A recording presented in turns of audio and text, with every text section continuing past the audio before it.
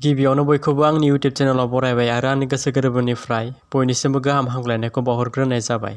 बे भिडिअ'आव जोंनि आसामनि मादावनो बयनिख्रुइबो बांसिन नम्बर लानानै hslc 2020 आनजादखौ उथ्रिसारनो हानाय फार्स्ट रेंकनिफ्राय लानानै 5 रेंकसिम गासैनिबो मुंखौ मख'नानै होनाय जागोन आरो बिसोरनि पार्सेन्टेजफोरखौ दिन्थिलांनाय जागोन। जोंनि आसामाव गासै 3,58,444 एबा 3,58,444 स्टुडेन्टसफोरानो बे hslc 2020 आनजादखौ लिरदोंमोन।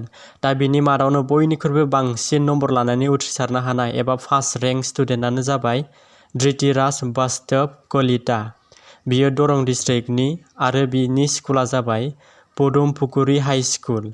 बियो गासै 600 मार्क्सनि गेजेराव 595 मार्क्स लादों। फुल मार्क्स मोननो थाखाय 5 मार्क्सल' थादों आरो पारसेन्टै बुङोब्ला बिनि पारसेन्टआ 99.16% मोनदों। जोबोद मोजां मार्क्स लानानै आरो पार्सेन्टेज लानानै बिथाङा उथ्रिसारनो हाबाय आरो आं जोंनि बर' फरायसाफोरखौ खावलायो बिनि जायगाखौ खालमासि लानो नाजा। आरो सेकेन्ड रेंकखौ मोननो हादों डिब्रुगड़नि अलंकृता गौतम बरुवाया। बिथाङा सल्टब्रुक स्कुलाव फरायोमोन आरो बिथांनि पार्सेन्टेजआ जादों 99.00%। बिथांनि रिजाल्टआबो जोबोरैनो मोजां जादों।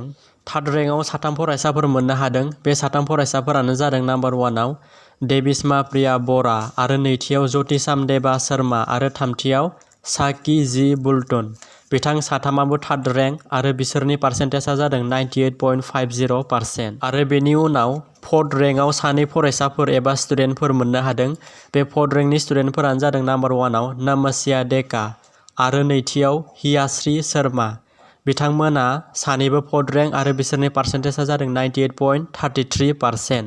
आरो जोबथारनायाव 5th रेंकआव एबा 5 रेंकआव मोननो हादों 3 फरायसाफोर। बे 3 फरायसाफोरानो जादों नाम्बार 1आव मनोज उत्तम नियोग आरो नैथियाव अंकुर ज्योति बेजबरुवा आरो थामथियाव हिरक ज्योति बैसिया। बिथां 3आबो 5 रेंक आरो बिसोरनि पार्सेन्टेजआ जादों 98.16%। बिथांमोना जोबोद मोजां मार्क्स लानानै उथ्रिसारनो हादों। जोबथारनायाव जोंनि बर' फरायसाफोरखौ बयखौबो खावलायबावोदि फैगौ बोसोर hslc 2021 आव बिसोरनि रेंकखौ एबा बिसोरनि पजिशनखौ मोननो थाखाय नाजा।